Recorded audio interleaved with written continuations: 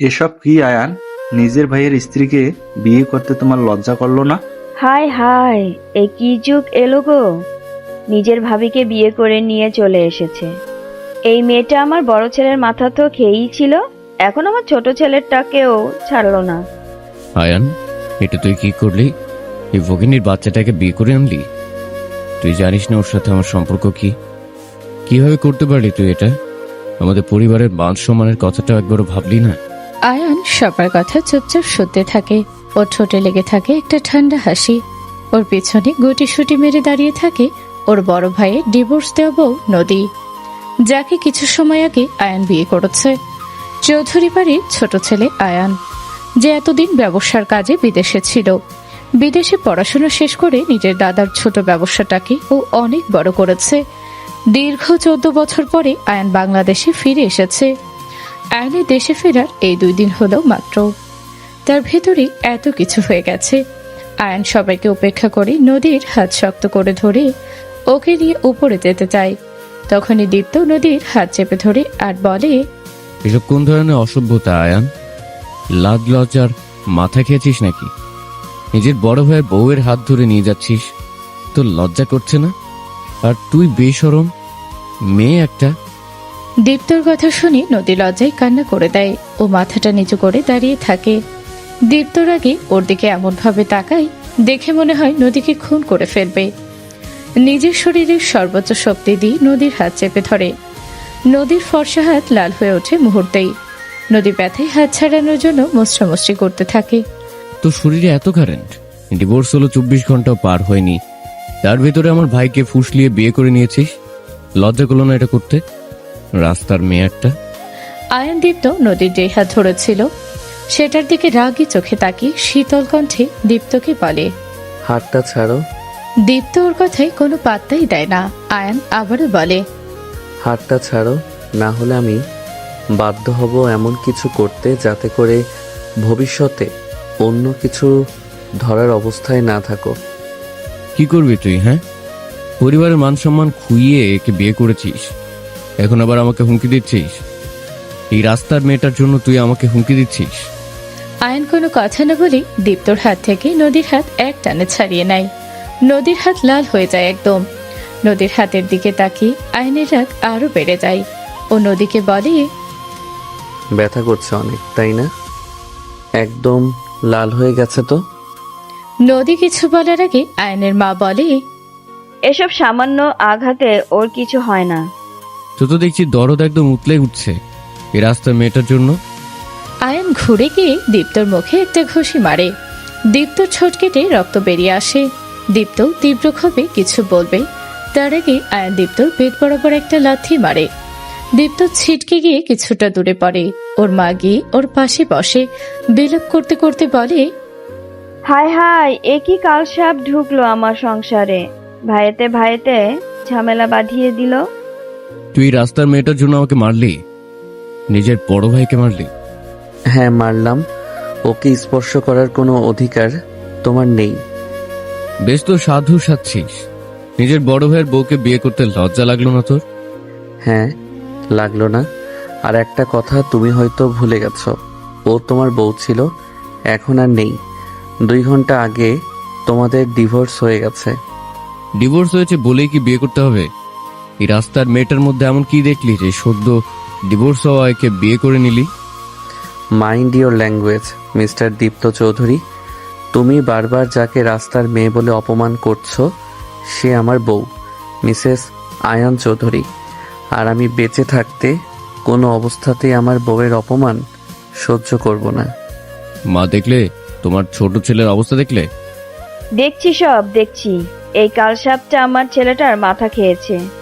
মা, আমার কথাটা হয়তো তুমি শুনতে পাওনি, আর শুনতে পেলেও বুঝতে পারোনি। আমি বলেছি আমার বউয়ের অপমান আমি সহ্য করব না। নেক্সট টাইম ওর নামে কেউ ফালতু কথা বললে তার ফল ভালো হবে না। আর ভাইয়া, ও এখন আর তোমার বউ নেই, আমার বউ, তোমার ছোট ভাইয়ের বউ। সেই কথাটা মাথায় রেখে চলবে। নেক্সট টাইম ওকে ছোঁয়ার চেষ্টা করলে তোমার হাত ভেঙে গুড়িয়ে দেব। আয়ান সবাইকে উপেক্ষা করে নদীর হাত ধরে টেনে নিয়ে নিজের রুমে চলে যায়। ওর মা আর ভাই ওর দিকে তাকিয়ে রাগে ফুঁসতে থাকে। আয়ান নদীকে এনে নিজের খাটের উপরে বসায়। তারপর টেবিলের উপর থেকে একটা মেডিসিনের বক্স এনে তার ভেতর থেকে একটা ব্যথার স্প্রে বের করে নদীর হাতে স্প্রে করে দেয়। আপনি অনেক ব্যথা পেয়েছেন তাই না? আমার থেকে, আমার পরিবারকে, আমার ভাইকে আপনি এখন ভালো করে চেনেন। ও এখন আর মানুষ নেই, একটা অমানুষে রূপান্তরিত হয়েছে। ওর জন্য এটা নর্মাল বিষয়। আপনি যদি মরেও যান তাতেও ওর কিছু যায় আসবে না, তাই ওর ব্যবহারে কষ্ট পাবেন না। আমার একটা জরুরি কাজ আছে, আমি একটু বাইরে যাচ্ছি, বেশি সময় লাগবে না, ঘন্টাখানেক, তার ভেতরেই চলে আসব। আপনি রুমের দরজা ভিতর থেকে আটকে রাখুন, আমি বাইরে থেকে লক করে দিয়ে যাচ্ছি। আর হ্যাঁ, আমি ছাড়া আর কেউ দরজা খুলতে বললে খুলবেন না। ওদের রাগ এখন সব আপনার উপরে। আপনাকে একা পেলে কি করবে ঠিক নেই। আমি যত দ্রুত সম্ভব চলে আসব। আচ্ছা ঠিক আছে। আয়ান নদীকে রেখে বাহিরে যায়। যাওয়ার সময় রুমের দরজা বাহিরে থেকে লক করে দিয়ে যায়। নদীও ভিতর থেকে সিটকিনি আটকে দেয়। আয়ান নিচে এসে দেখে ওর মা আর ভাই সোফে বসা। ওর মা আর ভাইয়ের ছোটে বরফ লাগিয়ে দিচ্ছে। আয়ান ওদের ইগনোর করে চলে গিয়েও আবার ফিরে আসে। তারপর ওর মা আর ভাইয়ের উদ্দেশ্যে বলে, আমি একটু বাইরে যাচ্ছি, নদী রুমে, ওকে কেউ ডিস্টার্ব করবে না। আমাদের খেয়ে বসে কাজ নেই নাকি যে ওকে ডিস্টার্ব করব? না করলেই ভালো। আমি ফিরে এসে যদি জানতে পারি ওর রুমের সামনে গিয়ে দরজা ধাক্কিয়েছ বা ওকে আজে বাজে কিছু বলেছ, তাহলে আমার চেয়ে খারাপ আর কেউ হবে না। কথাটা বলে আয়ান বাহিরে চলে যায়। দীপ্ত রাগে সোফায় একটা ঘুষি মারে। নদী রুমের মাঝে কিছু সময় পায়চারি করতে করতে আয়নার সামনে গিয়ে দাঁড়ায়। আয়নায় নিজেকে দেখতে দেখতে হঠাৎই তার চোখ বেয়ে পানি গড়িয়ে পড়ে। ও নিজেকে নিজেই বলে, বাহ, নিয়তির কি খেলা! সব সময় আগেও আমি এই বাড়ির বউ ছিলাম, এখনো এই বাড়ির বউ আছি, শুধু এখন পরিচয়টা ভিন্ন। তখন ছিলাম বাড়ির বড় বউ, আর এখন ছোট বউ। নদী কিছু সময় আগের ঘটনা চিন্তা করতে থাকে, যার জন্য আজকে ওর এমন পরিণতি। অতীত। আর মেরো না প্লিজ, আমার অনেক কষ্ট হচ্ছে, এবারের মতো মাফ করে দাও, আর এমন ভুল হবে না। রাস্তার মেয়ে একটা, তোকে বিয়ে করে আমার জীবনটা শেষ হয়ে গেছে। এই তুই বলতে পারিস না আল্লাহ তোর মৃত্যু দেয় না কেন? তাহলে তো অন্তত আমি মুক্তি পেতাম। অনাথের বাচ্চা, মর তুই। কথাটা বলে দীপ্ত নদীকে নিজের বেল্ট দিয়ে অমানুষ্যের মতো মারতে থাকে। আর নদী ব্যথায় আর্তনাদ করতে থাকে আর কান্না করতে থাকে। কিন্তু নদীর সে আর্তনাদ, কষ্ট, চোখের পানিতে দীপ্তর মন গলে না। ও টানা 2 ঘন্টা নদীকে মারতে থাকে। ওর মা বাবা সবাই নদীর চিৎকার শুনলেও কেউ আটকাতে আসে না। দীপ্তর মা আরো খুশি হয়। আয়ান তখন বাড়িতে ছিল না। ও আল্লাহ, তুমি কি দেখতে পাও না আমাকে কতটা কষ্ট দিচ্ছে এরা? হয় আমাকে বাঁচাও, না হয় মৃত্যু দাও মালিক। এই যন্ত্রণা যে আমি আর সহ্য করতে পারছি না, মৃত্যু দাও আমাকে। টানা 2 ঘন্টা মেরেও দীপ্ত ক্লান্ত হয় না। ওর কাছে নদীর কষ্টগুলো খুবই ভালো লাগে। ব্যথায় নদীর করা চিৎকারগুলো ও উপভোগ করতে থাকে। ওর জন্য এসব আনন্দের হয়ে দাঁড়ায়। নদী দীপ্তকে এভাবে খুশি হতে দেখে আরো বেশি কষ্ট পায়। আয়ান নিজের বন্ধুদের সাথে দেখা করার জন্য বাহিরে গিয়েছিল। বাসায় ফিরে দীপ্ত রুম থেকে নদীর আর্তনাদ শুনে ও সোজা দীপ্ত রুমের সামনে যায়। ভাইয়া, দরজা খোলো। কি হয়েছে ভাবির? ওকে এভাবে মারছো কেন? আয়ান, তুই মাত্র বাইরে থেকে এলি, যা গিয়ে ফ্রেশ হয়ে নে। এসবে তোর নাক গলাতে হবে না। ভাইয়া এভাবে ভাবিকে মারছে কেন? ওসব কিছু না, ওকে একটু শিক্ষা দিচ্ছে। মানে একটা মানুষকে এভাবে মেরে কে শিক্ষা দেয়? একটা পশুকেও তো মানুষ এভাবে আঘাত করে না। মা, আমি ভালোভাবে বলছি, তোমার ছেলেকে দরজা খুলতে বলো, না হলে কিন্তু আমি পুলিশ ডেকে এনে দরজা ভাঙাবো। তারপর তারা দেখবে কিসের শিক্ষা দিচ্ছে ও। আয়নের কথাই ওর মা ভয় পেয়ে যায়, কারণ উনি জানেন আয়নের মাথা বিগড়ে গেলে ও সত্যি সত্যি পুলিশ ডাকবে। তাই উনি দীপ্তকে দরজা খুলে দিতে বলেন। দীপ্ত মায়ের কথা মতো দরজা খুলে দেয়। দরজা খুলতেই আয়ান দেখে নদী ফ্লোরে পড়ে আছে। ওর ঘন লম্বা চুলগুলো এলোমেলো হয়ে আছে। দুই হাতের কামিজের হাতার নিচে কনুইয়ের নিচ থেকে হাতের আঙুলের শেষ পর্যন্ত আঘাতের চিহ্ন। সব জায়গায় রক্ত জমে কালো হয়ে গেছে। দীপ্তর তখনও রাগ কমেনি। মনে হচ্ছিল নদীকে এতটুকু মেরে ওর শান্তি হয়নি। ও রাগে ফুঁসতে ফুঁসতে আবারও নদীর দিকে এগোতে গেলে আয়ান সামনে এসে দাঁড়ায়। ভাবিকে এভাবে মেরেছ কেন? ভুল করেছে তাই শাস্তি দিয়েছি, যাতে করে ভবিষ্যতে আর ভুল না করে। কি ভুল করেছে? তরকারি রান্না করেছে, লবণ দেয়নি। ওর নাকি মনে ছিল না রান্নার সময় মন কোন নাগরের কাছে যায় ওর। আর যাতে মন কোথাও না যায় সে ব্যবস্থা করছি। তুই তো রুমে যা। এই সামান্য কারণে তুমি ভাবিকে এমন অমানুষের মতো মারলে? ভুল তো মানুষ মাত্রই হয়। এইটুকু কারণের জন্য এতটা পাষাণ হলে কিভাবে তুমি? তোর এসব নিয়ে ভাবতে হবে না, তুই তোর রুমে যা। ওর এসবে অভ্যেস আছে, ওর কিছু হয় না। আয়ান এবার প্রচুর রেগে যায়। ও রেগে নদীর দিকে তাকিয়ে বলে, অভ্যাস আছে মানে কি? ভাইয়া তোমাকে প্রায়ই এমন মারে? কি হলো বলো? নদী মুখে কিছু বলে না, শুধু মাথা নাড়িয়ে হ্যাঁ বোঝায়। আয়ান রাগে দীপ্তর দিকে তাকিয়ে বলে, ভাইয়া আমি জানতাম আমার ভাই একজন ভালো মানুষ, কিন্তু দিনে দিনে তুমি যে একটা পশুতে পরিণত হয়েছ সেটা আমার জানা ছিল না। তুই কিন্তু একটু বেশিই বলছিস। ও তোর বড় ভাই, আর এই মেয়ের দোষ এও মার খায়। মা তুমি এটা বলছো? একটা মেয়ে হয়ে এসব কিভাবে বলো তুমি? কোথায় নিজের ছেলেকে শাসন করবে তা না করে আরও ওর হয়ে সাফাই গাচ্ছ। তোমারও তো দুইটা মেয়ে আছে, একজন তো শ্বশুরবাড়িতেই আছে। একটু চিন্তা করো তো, ওর বর যদি ওর সাথে এমন করত, সামান্য লবণ কম হওয়ায় যদি তোমার মেয়েকে এমন কয়েক ঘন্টা অমানুষের মতো মারত, তখন কেমন লাগতো তোমার? এই শোন, আমার মেয়েদের সাথে ওর তুলনা দিবি না একদম। আমার মেয়েদের জন্য আমরা এখনো জীবিত আছি। ওকে কেউ ছোঁয়ার আগে এটা ভাববে যে ওর পরিবার মেনে নেবে না, কিন্তু এই মেয়ের কে আছে?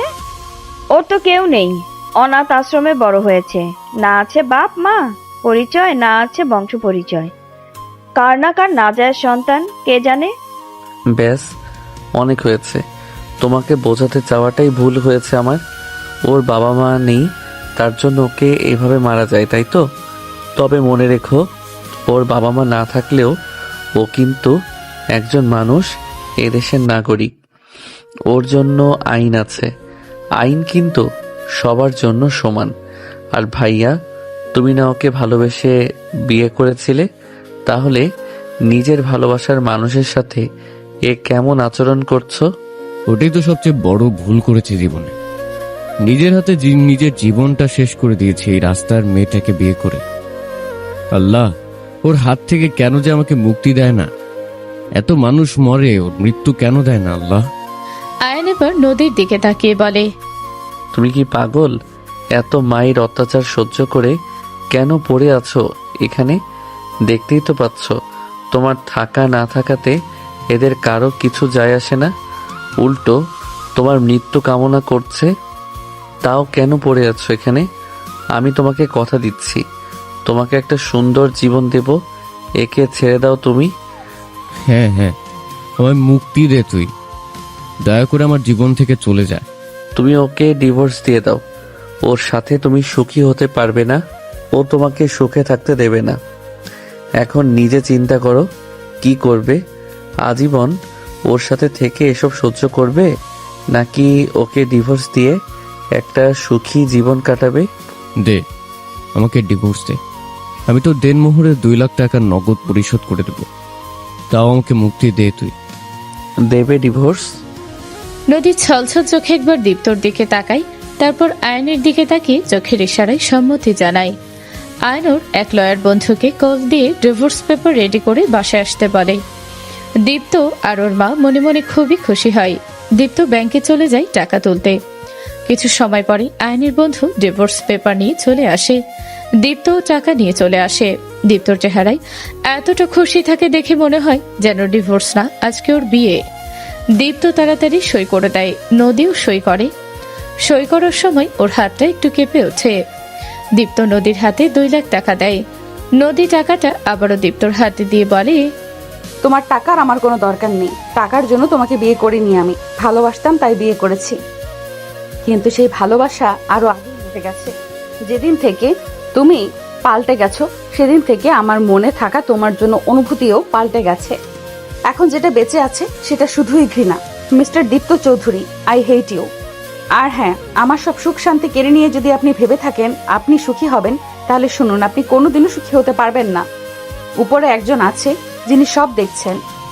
আমার প্রতি ফোঁটা চোখের পানির দাম আপনাকে দিতে হবে। দীপ্ত নদীর কথাগুলোকে কোনো গুরুত্বই দেয় না। আয়ান নদীর হাত ধরে ওকে নিয়ে বাহিরে যেতে দেয়। চলো। সেটা দেখে নদী বলে, কোথায়? তোমার নতুন জীবনের উদ্দেশ্যে। নদীকে আর কিছু বলতে না দিয়ে আয়ন ওকে নিয়ে বাহিরে চলে যায়। দীপ্ত আর ওর মা এটাই তেমন কিছু মনে করে না। ওরা তো মুক্তির আনন্দে উচ্ছ্বসিত হয়ে পড়ে। ওর বাবা অবশ্য খুশি হয়। ওনারাও নদীকে তেমন একটা পছন্দ ছিল না। আয়ান নদীকে নিয়ে ডিরেক্ট রেজিস্ট্রি অফিসে চলে আসে। ওর 4 জন বন্ধুকে বলে একজন কাজীকেও নিয়ে আসতে। এসব কি? আমি তোমাকে কথা দিয়েছিলাম তোমাকে একটা সুন্দর জীবন দেব, আর তাই আমি তোমাকে বিয়ে করতে চাই। নদী, আমি জানি তুমি জীবনে অনেক কষ্ট পেয়েছো আমার ভাইয়ের থেকে, কিন্তু বিশ্বাস করো আমি ওর মতো না। আমি তোমাকে আর কষ্ট দেব না। তুমি ভালো থাকবে আমার সাথে। প্লিজ রাজি হয়ে যাও। আয়নের কথায় নদী প্রথমে না রাজি হলেও পরে ঠিকই রাজি হয়ে যায়। একটা সুন্দর জীবনের আশায় ও আয়নের প্রস্তাব কবুল করে নেয়। হঠাৎই দরজায় কড়া নাড়ার শব্দে নদীর ধ্যান ভাঙে। নদী দেখে অতীতের কথা ভাবতে গিয়ে 40 মিনিট পার হয়ে গেছে। কে? আমি। নদীকে দরজা খুলে দেয়। আয়ন কিছু শপিং ব্যাগ হাতে দাঁড়িয়েছিল। আয়ন নদীকে দেখে একটা হাসি দেয়। আয়নের হাসিতেই নদীর মন এমনিতেই ভালো হয়ে যায়।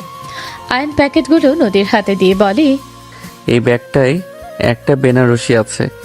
আজকে যেহেতু হুট করে বিয়েটা হয়েছে তাই আগে থেকে তো কিছু কেনার সময় পাইনি, এই জন্য এখন নিয়ে আসলাম। এটা পরে আসো। আর এই 3টায় কয়েকটা 3 পিস আছে। এখন থেকে এসব শাড়ি পরে থাকতে হবে না। কালকে তোমাকে নিয়ে মার্কেটে যাব, আর যা যা লাগে নিয়ে আসবো। কিন্তু মা তো 3 পিস পরা পছন্দ করে না। আমার বউ যাতে কমফোর্টেবল থাকবে তাই পরবে। কে পছন্দ করলো না করলো এতে আমার কিচ্ছু যায় আসে না।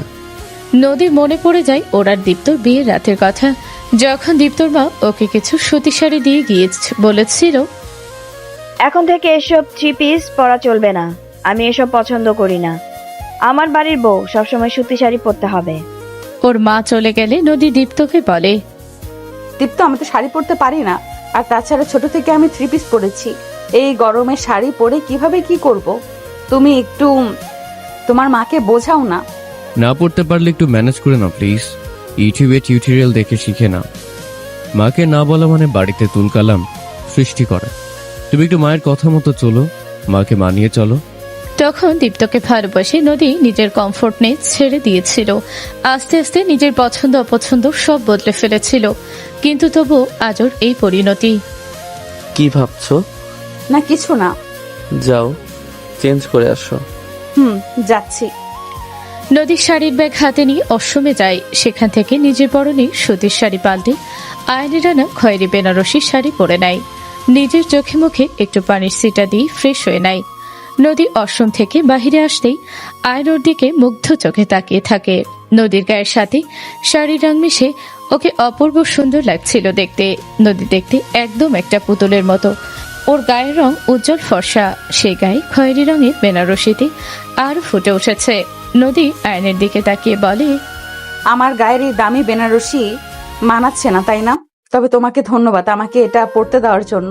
আমার খুব শখ ছিল আমি আমার বিয়েতে খয়েরি রঙের বেনারসি পরবো, বউ সাজবো, কিন্তু সেটা আগের বার পূরণ হয়নি। দ্বিতীয়বার হলেও আমার শখটা তো পূরণ হলো তোমার জন্য।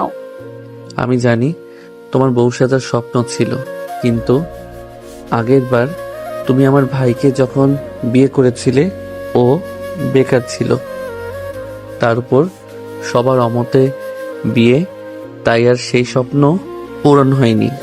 হুম। আর একটা কথা বলি, বলো। তোমাকে এই বেনারসিতে অপূর্ব সুন্দর লাগছে। আয়নের কথায় নদীর সামান্য লজ্জা পায় ও মাথাটা নিচু করে মনে মনে ভাবে। আমার এই শখের কথা আরিয়ান কিভাবে জানলো? তাহলে কি দীপ্ত ওকে বলেছিল কখনো? অথচ নিজে আমার এই ছোট্ট শখটা পূরণ করেনি। এদিকে এসো। আয়নের কথায় নদীর ধ্যান ভাঙে ও আয়নের সামনে গিয়ে দাঁড়ায়। আয়নের হাতে একটা গহনার বাক্স ধরিয়ে দেয়। নদীকে সেটা খুলে দেখতে বলে। নদী বক্স খুলে দেখে ভেতরে একটা ডায়মন্ডের নেকলেস।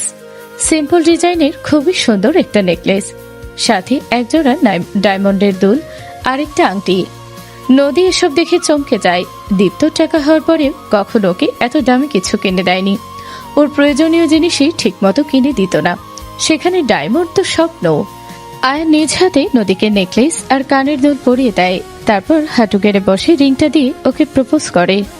নদী, আমাদের বিয়েটা খুবই তাড়াহুড়োতে হয়েছে। আমি জানি তুমি জীবনে একবার ভুল করেছ, মানুষ চিনতে ভুল করেছ, কিন্তু আশা করছি এইবার আর সেই ভুল হবে না। আমাকে কি তোমার জীবনটাকে সুন্দর করে গুছিয়ে তোলার একটা সুযোগ দেবে? আমি কথা দিচ্ছি তোমাকে আর কোনো কষ্ট পেতে দেব না। আমি বলছি না আমাকে স্বামীর অধিকার দাও, কারণ আমি জানি সেটা এখন তোমার পক্ষে সম্ভব না, কিন্তু অন্তত চেষ্টা করো আমাকে স্বামী হিসেবে মানিয়ে নিতে। সেই চেষ্টাটা কি করবে? আয়নের কথা শুনি নদীর চোখে পানি চলে আসে। ওর কাছে মনে হয় ও খুব মূল্যবান, অনেক মূল্যবান। এমন ভাবে ওকে প্রপোজ করতে পারে নদীর ধারণাই ছিল না। ও আয়নের দিকে নিজের বাম হাত এগিয়ে দেয়। আয়নুর আঙ্গুলে আংটিটা পরিয়ে দেয়। তারপর উঠে দাঁড়িয়ে নদী কিছু বুঝে ওঠার আগে নদীর কপালে একটা আলতো চুমু দেয়। নদী চোখটা বন্ধ করে নেয় আবেশে। এক অন্যরকম শিহরণ বয়ে যায় ওর শরীরে। ও চোখ মেলতেই দেখে আয়নুর দিকে মুগ্ধ চোখে তাকিয়ে আছে। আয়ন নিজের পকেট থেকে দুইটা চিকন সোনার চুড়ি বের করে। তারপর নদীর হাতে থাকে সিটি গোল্ডের চুড়ি খুলে নিজের আনা সোনার চুড়ি দুইটা পরিয়ে দেয়। ও নদীর দুই হাত উঁচু করে হাতের পাতায় চুমু খায়। নদী শুধু অপলক দৃষ্টিতে ওর দিকে তাকিয়ে থাকে। আয়ন আবারও নিজের পকেট থেকে একটা ছোট্ট বক্স বের করে, যার ভেতরে একটা ডায়মন্ডের নোজপিন ছিল। ওটা খুলে এটা পড়ো। তুমি বিবাহিত ঠিকই, তবে আমার বউ আর আমার বউয়ের শরীরে অতীতের কোনো স্মৃতি থাকুক আমি সেটা চাই না। নদী আয়নের কথা মতো নোজপিন পাল্টে নেয়। নোজপিনটা আমাকে দাও, ওটা যার জিনিস তাকে ফেরত দিয়ে দেব। তার দরকার নেই। কেন?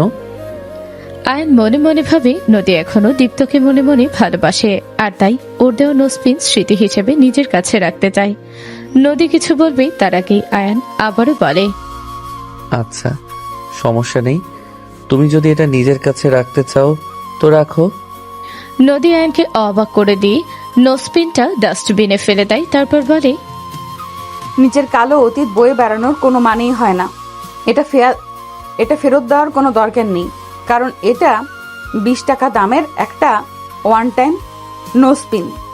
আমাদের বিয়েটা হুট করে হয়েছিল, তখন ওর কাছে নোজপিন দেওয়ার টাকা ছিল না, তাই এটা কিনে দিয়েছিল। পরে আর সোনার নোজপিন কেনা হয়নি।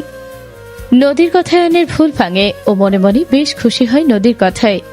আয়ন নদীর হাত ধরে ওকে নিয়ে ব্যালকনিতে যায়। সেখানে একটা দোলনা রাখা, দোলনায় দুজন মানুষ বসার মতো ভালোই স্পেস আছে। আয়ন নদীকে নিয়ে দোলনায় বসে। সেখানে বসে থাকে চুপচাপ, কোনো শব্দ করে না। একটু পরে নদীকে নিয়ে রুমে চলে যায়। অনেক রাত হয়েছে, ঘুমিয়ে পড়ো। কোথায় শোবো? খাটে ছাড়া আর কোথায় শোবে? আয়নের সাথে এক বিছানায় শুতে নদী একটু আনকমফোর্টেবল ফিল করে। বিছানার এক পাশে নদী গিয়ে গুটিসুটি মেরে শুয়ে পড়ে। আয়নের বিপরীত পাশে গিয়ে শুয়ে পড়ে। নদী এক ধ্যানে অনেক সময় দেওয়ালের দিকে তাকিয়ে থাকে। চোখ বন্ধ করতেই আয়নকে পিছন থেকে জড়িয়ে ধরে। নদী কিছু বলবে তার আগে ওর কানে কানে বলে, নো মোর সাউন্ড, চুপচাপ ঘুমাও। আমি তোমাকে টাইম দিচ্ছি আমাকে পুরোপুরিভাবে মেনে নিতে, কিন্তু একজন বিবাহিত পুরুষকে তার ওয়াইফকে না জড়িয়ে ধরে ঘুমাতে বলবে না। এটা স্বামীগত অধিকার, এখানে একদম হস্তক্ষেপ করবে না বলে দিলাম। নদী আর কিছু না বলে ঘুমিয়ে পড়ে। আর নদীকে শক্ত করে জড়িয়ে ধরে ঘুমিয়ে পড়ে। সকালে ঘুম থেকে উঠে নদী দেখে ও আয়নের বুকের মাঝে শুয়ে আছে। নিজেকে আয়নের বুকের মাঝে দেখে নদী কিছুটা লজ্জাও পায়। ও আয়নের বুকের মাঝ থেকে উঠে ওয়াশরুমে চলে যায়। স্কুল লাইফ থেকে নদীর সকালে গোসল করা অভ্যাস। পুরনো অভ্যাস মতো নদী গোসল সেরে নেয়। গোসল শেষ করে নদী আয়নের আনা 3 পিসগুলোর ভিতর থেকে মেরুন কালারের একটা 3 পিস পরে। ও নিচে যায় আয়ান আর ওর জন্য চায়ের নাস্তা বানাতে। ড্রয়িং রুমে নদীর শাশুড়ি আর দীপ্ত বসেছিল। নদীকে ভেজা চুলে নিচে আসতে দেখে দীপ্ত রেগে যায়। ও রেগে নদীর সামনে এসে দাঁড়ায়। নদী দীপ্তকে দেখেও না দেখার ভান করে পাশ কাটিয়ে চলে যেতে চায়। দীপ্ত আবারও নদীর সামনে এসে দাঁড়ায়। সমস্যা কি তোমার? আমার রাস্তা আটকাচ্ছ কেন? বাহ, গলার জোর তো দেখি বেড়ে গেছে। ডিভোর্স হয়েছে একদিনও হয়ে পারেনি, তার ভিতরে আমার ভাইকে বিয়ে করে নিয়েছিস, আবার ওর সাথে শুয়েও পড়েছিস। কত বড় রাস্তার মেয়ে রে তুই! লজ্জা শরম বলতে কি কিছু বাকি আছে তোর? নিজেরই ডিভোর্সি বরের ছোট ভাইয়ের সাথে রাত কেমন কাটলো শুনে? সেই প্রশ্নের জবাব নিশ্চয়ই আমি তোমাকে দেব না। তো আমার ভাই খুশি করতে পেরেছে তোকে? চুপ করুন একদম। লজ্জা করে না এসব বাজে বাজে কথা বলতে? বারে, তো শুতে লজ্জা করে না আর আমি বললেই দোষ? এই, আপনি আমার সামনে থেকে সরুন তো। আপনার মতো লোকের সাথে আমি কোনো কথা বলতে চাই না।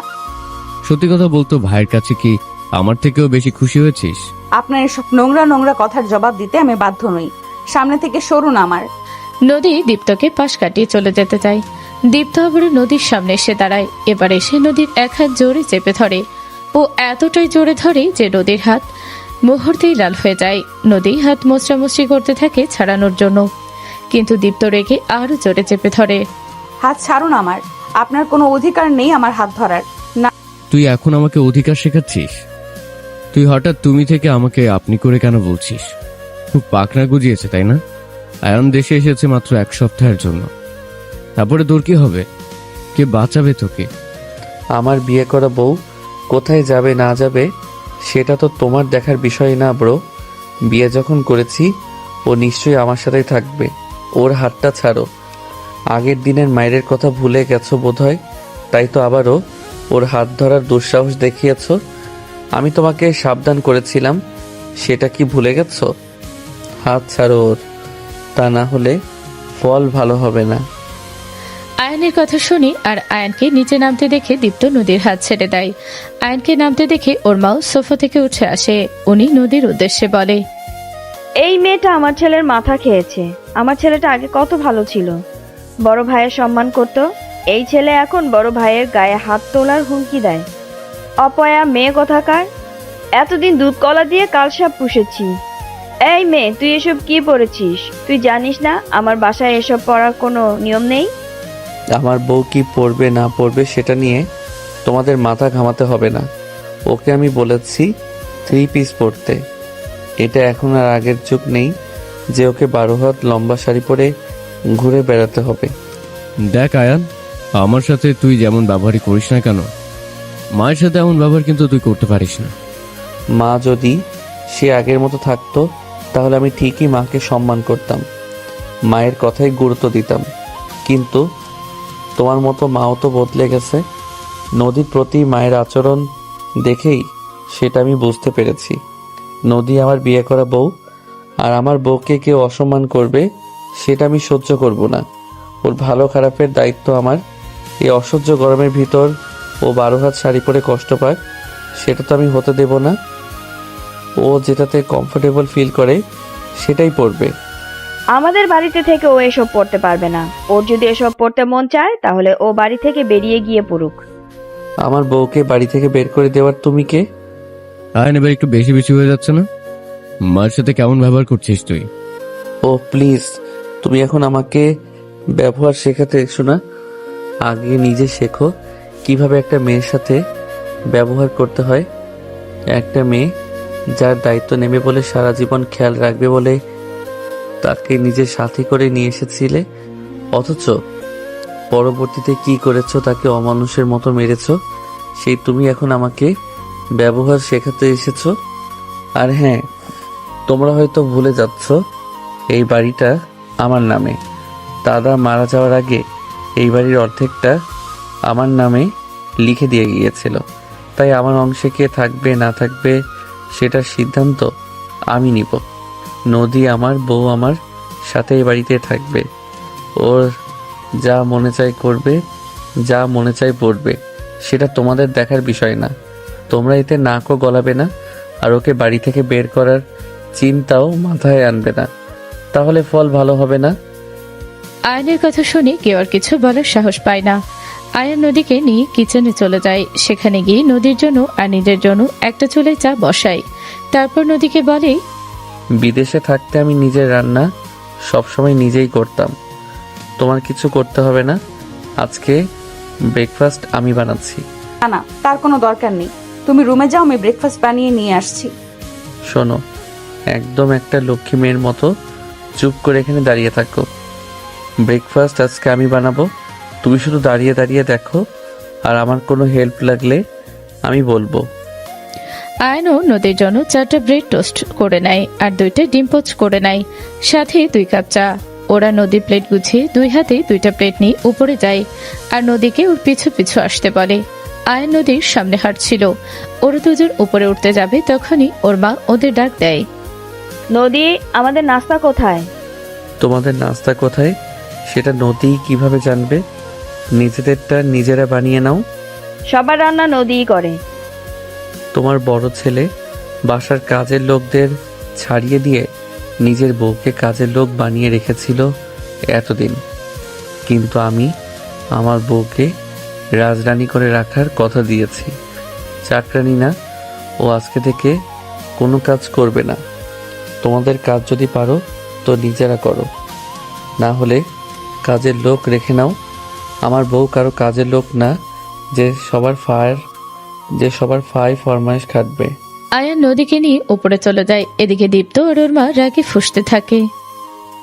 দেখেছো মা, এই মেয়ে একদিনে কেমন তোমার ছেলেকে বশ করে নিয়েছে। ওর কাছে এখন আমাদের কথাগুলো বিষের মতো লাগে। ওর একটা কিছু করতেই হবে।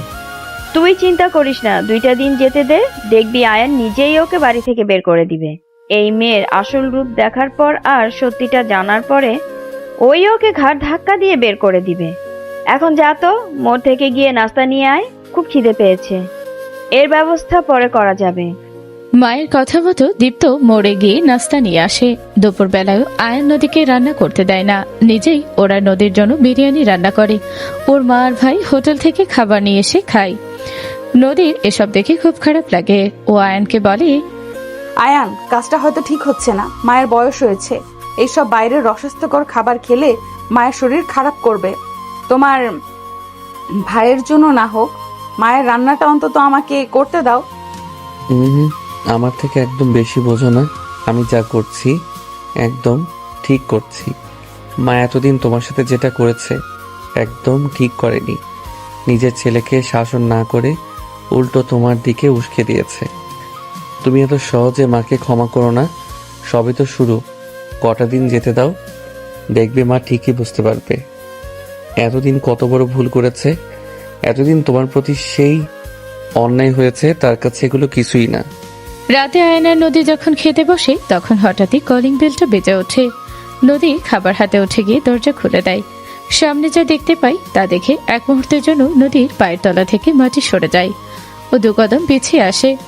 নিজের চোখেও বিশ্বাস করতে পারে না। আয়ান ও নদীকে ওভাবে ওখানে দাঁড়িয়ে থাকতে দেখে উঠে আসে। সামনের দৃশ্য দেখে আয়ানও নিজের চোখে বিশ্বাস হয় না। তৃষা, তুই আর এসব কি? হ্যাঁ আমি। দেখ আয়ান, এত অবাক হওয়ার কিছু নেই। আমি আর দীপ্ত একে অপরকে ভালোবাসি। দীপ্তর যখন ডিভোর্স হয়ে গেছে তখন আমাদের বিয়েতে তো কোনো বারণ নেই, তাই না? তুই আমার ভাইকে ভালোবাসিস মানে কি? তুই সব কি বলছিস? ওর ডিভোর্স হয়েছে কালকে, আর একদিনেই তুই ওকে ভালোবেসে ফেললি? আজব, একদিনে কেন ভালোবাসতে যাব?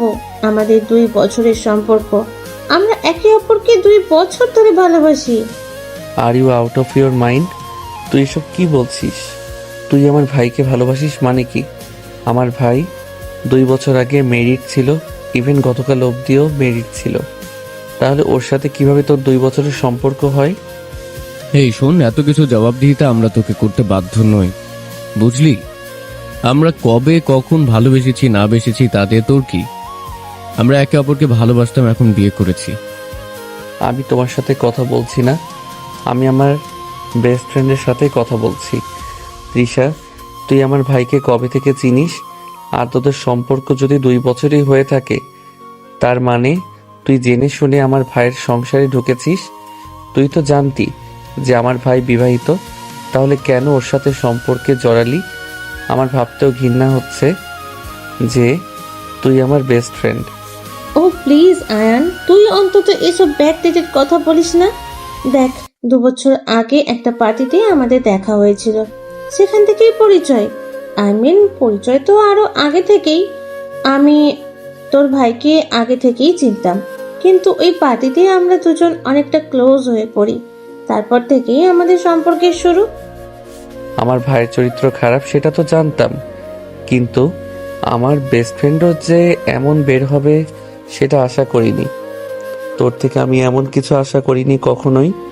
যেটা মন চাই করেছিস। এখন নিজের জীবনটাকে যখন শেষ করতেই চাচ্ছিস কর। আয়নের হঠাৎই নদীর কথা খেয়াল আসে। ও পিছনে তাকিয়ে দেখে নদী দাঁড়িয়ে আছে। আয়ন মনে করে দীপ্ত বিয়ে করে নিয়ে আসায় নদী খুব কষ্ট পেয়েছে। ও নদীকে বুঝিয়ে উপরে নিয়ে যেতে চায়। রুমে চলো। নদী তবু সেখান থেকে নড়ে না। ও এক নজরে তৃষার দিকে তাকিয়ে থাকে। নদীকে ওর দিকে তাকিয়ে থাকতে দেখে আয়ন ভাবে নদী হয়তো খুব কষ্ট পেয়েছে। আয়ন নদীর কাছে গিয়ে ওর হাত ধরে উপরে নিয়ে যেতে চায়। তোমার আর এখানে থাকতে হবে না। রুমে কেন যাব? আমি কোথাও যাব না। নদী, আমি বুঝতে পারছি তোমার ব্যাপারটা। তোমাকে এখানে দাঁড়িয়ে আর এসব দেখতে হবে না। খারাপ কিসে? ভালোই তো, এন্টারটেইনিং। আমি আগেই জানতাম এরকম সার্কাস একদিন আমাকে দেখতে হবে, বাট মজা নেই আ রাহা হ্যায়। এইসব দেখে মজা পাচ্ছি না, উল্টো আরো বোর হচ্ছি। এক কাজ করি, চলো এই সার্কাস না দেখে দুজনে আগে নিজেদের খাওয়া শেষ করি। আর হ্যাঁ, এইসব দেখে আমার মুড খারাপ হয়ে গেছে। কালকে রাতে দুজনের মুভি দেখতে যাব, ঠিক আছে? নদীর কথা শুনে আয়ন পুরো শক খেয়ে যায়। ও ভেবেছিল দীপ্তকে বিয়ে করে আসতে দেখে নদী কষ্ট পাবে, কিন্তু নদী উল্টে আরো এসবকে সার্কাস বলছে, মজা নিচ্ছে। এটা দেখে আয়ন ফিক করে হেসে দেয়। জো হুকুম মেরে মহারানী, চলো এখন গিয়ে খাবারটা শেষ করি। নদী আর আয়ান আবারও ডাইনিং এ গিয়ে খাওয়া শুরু করে। নদীর এমন অবহেলায় দীপ্তর খুব রাগ হয়। ও ভেবেছিল নদী কষ্ট পাবে, কান্না করে এসে ওর কাছে মাপ চাইবে। তা না করে নদী এমন ভাবে বিষয়টা এড়িয়ে গেল যেন কিচ্ছু হয়নি। নদীর এই আচরণে দীপ্তর ভিতর রাগে জ্বলে যায়। তবুও নতুন বইয়ের সামনে দীপ্ত নিজের রাগটাকে প্রকাশ করে না। ও তৃষাকে নিয়ে উপরে যায় বাবা মায়ের সাথে ওর পরিচয় করিয়ে দিতে। যাওয়ার সময় ওরা দেখে আয়ন নদীকে নিজের হাতে খাইয়ে দিচ্ছে। সেটা দেখে দীপ্তর আগে দ্রুত উপরে চলে যায়। তৃষাও রেগে মেগে উপরে দীপ্তর পিছন পিছন চলে যায়। তৃষার রেগে যাওয়াটা আর কেউ খেয়াল না করলেও নদী খেয়াল করে। ওর কাছে ব্যাপারটা খুবই অদ্ভুত লাগে। তবুও সে বিষয়ে পাত্তা না দিয়ে ওরা দুজন খাওয়া শেষ করে। দীপ্ত উপরে গিয়ে মা বাবার সাথে তৃষার পরিচয় করিয়ে দেয়। ছেলের বউ হিসেবে তৃষাকে দেখে দীপ্তর মা বাবা দুজনেই খুব খুশি হয়। দীপ্ত অনলাইনে ওদের 4 জনের জন্য রাতের খাবার অর্ডার দিয়ে দেয়। আয়ন আর নদী রুমে চলে যায়। রুমে গিয়ে আয়ন নদীকে নিজের দিকে ফিরিয়ে ওর কাঁধে নিজে 2 হাত রেখে বলে, নদী, আমি জানি তোমার হয়তো খুব খারাপ লাগছে, খুব কষ্ট লাগছে। যদি চাও কিছু সময় একা থাকতে পারো। খারাপ কেন লাগতে যাবে? দেখো, আমার থেকে আর কিছু লুকাতে হবে না। আমি তোমার মনের অবস্থাটা বুঝতে পারছি। নিচে যা কিছু হলো তার জন্য যে তুমি কষ্ট পেয়েছো সেটা আমি জানি, কিন্তু ওদের সামনে যে তুমি সেটা প্রকাশ করনি, এর জন্য তোমাকে অনেক ধন্যবাদ। কারণ তখন তুমি যদি ওদের সামনে ভেঙে পড়তে, ওরা সুযোগ পেয়ে যেত পরবর্তীতে তোমাকে জ্বালাতন করার। এই, তুমি কি পাগল নাকি? নাকি আমাকে দেখে দেবদাস মনে হয় তোমার? আমি কেন কষ্ট পেতে যাব, আর কেনই বা নিজের কষ্ট লুকাতে যাব? দেখো, তোমাকে আজকে একটা কথা ক্লিয়ার ভাবে জানিয়ে দেই। তোমার ভাইয়ের জন্য আমার মনে আর কোনো জায়গা নেই। তোমার ভাই যে অন্য কোনো সম্পর্কে জড়িয়েছে সেটা আমি আরো আগেই টের পেয়েছিলাম, কিন্তু এটা জানতাম না যে মেয়েটাকে। আজকে সেটাও জেনে গেলাম। কিন্তু সত্যি বলতে আমার এক ফোঁটাও খারাপ লাগছে না। তোমার ভাই আরো আগেই আমার মন থেকে উঠে গিয়েছে। ওর প্রতি আমার কোনো অনুভূতি নেই। আর আমাদের তো এখন ডিভোর্স তো হয়ে গেছে, তাই ও কি করলো না করলো তাতে আমার কিছুই যায় আসে না।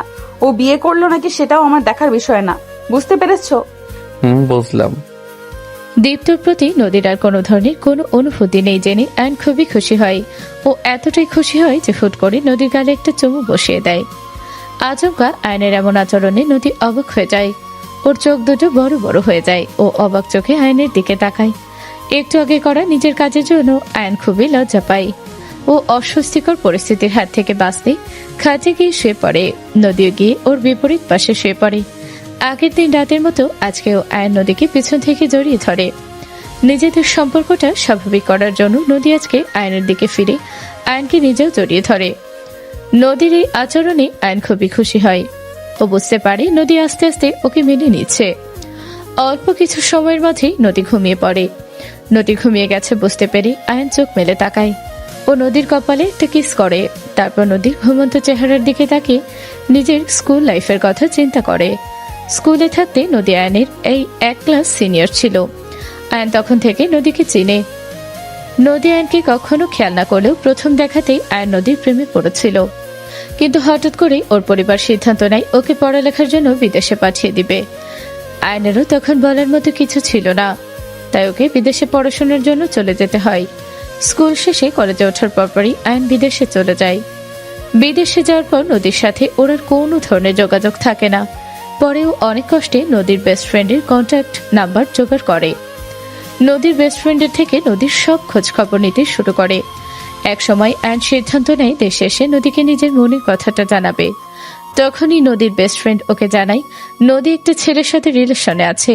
এ কথা জানার পরে আয়নের মনটা ভেঙে যায়। ও তারপর থেকে আর নদীর কোনো খোঁজ খবর নেয় না, কিন্তু মনে মনে ঠিকই সবসময় নদীকে ভালোবেসে চলে।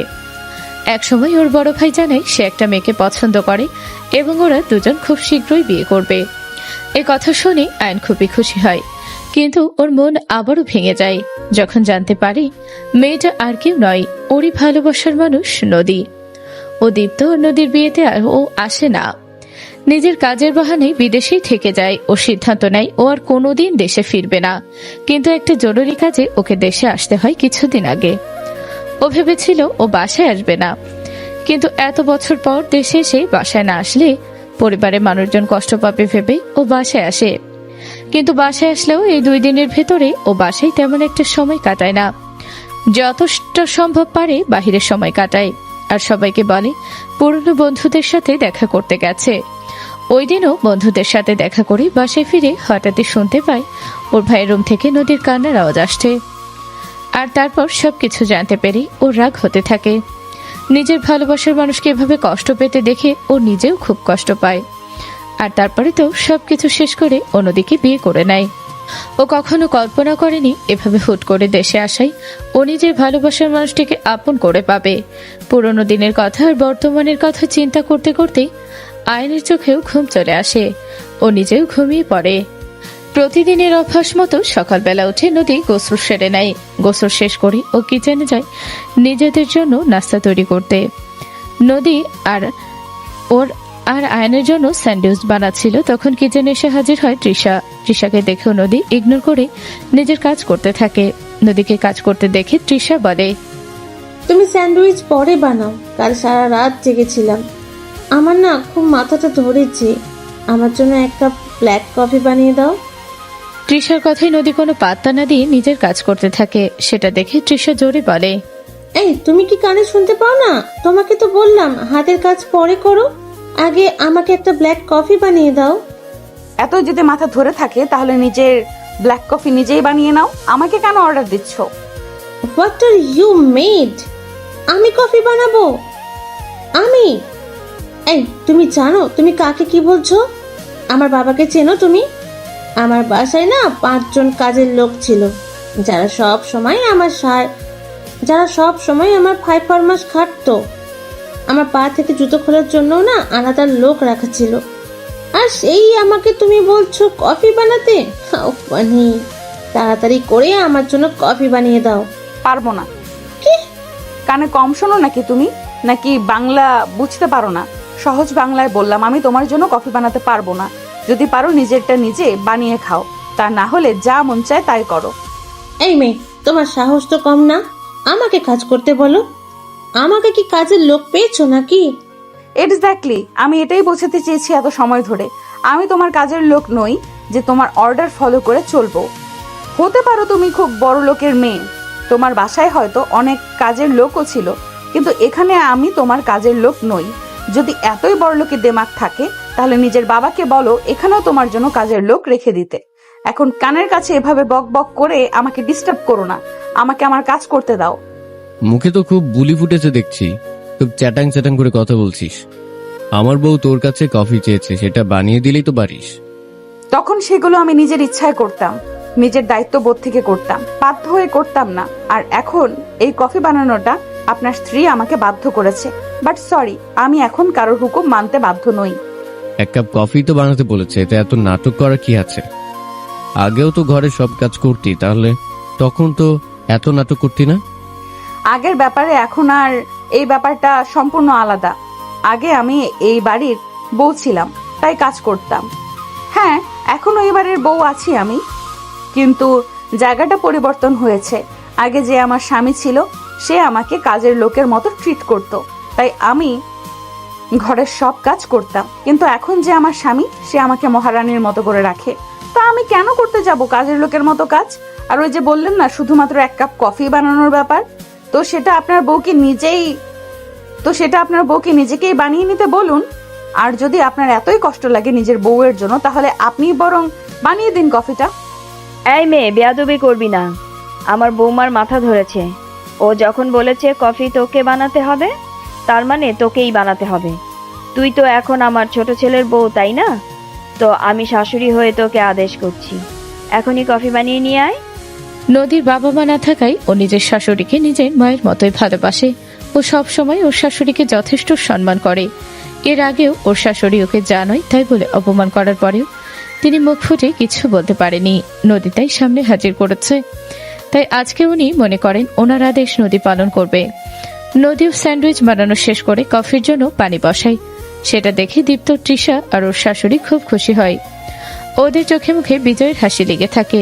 নদী আর চোখে তৃষার দিকে একবার তাকায়, দেখে তৃষা ওর দিকে শয়তানি হাসি দিয়ে চেয়ে আছে, যেন ওকে বোঝাতে চাইছে ও জিতে গেছে। নদী সুন্দর মতো এক কাপ কফি বানায়। কফি মগ কিচেনে রেখে নদীর স্যান্ডউইচের প্লেট হাতে করে নিয়ে এসে ডাইনিং এ রাখে। তারপর গিয়ে কফির মগটা নিয়ে আসে। নদীকে কফির মগ হাতে করে আসতে দেখে তৃষা হাত এগিয়ে দেয়, কিন্তু নদী তৃষাকে উপেক্ষা করে কফির মগটা নিয়ে গিয়ে ডাইনিং টেবিলের একটা চেয়ারে বসে। তারপর আরাম করে বসে বসে কফিতে একটা চুমুক দেয়। তারপর নিজেই নিজেকে বলে, আরে বাহ নদী, তোর হাতে তো জাদু আছে, কফিটা তো সেই হয়েছে। নদীকে কফিটা নিজের জন্য বানাতে দেখে তৃষা খুব রেগে যায়। দীপ্ত আর ওর শাশুড়িও খুব রেগে যায়।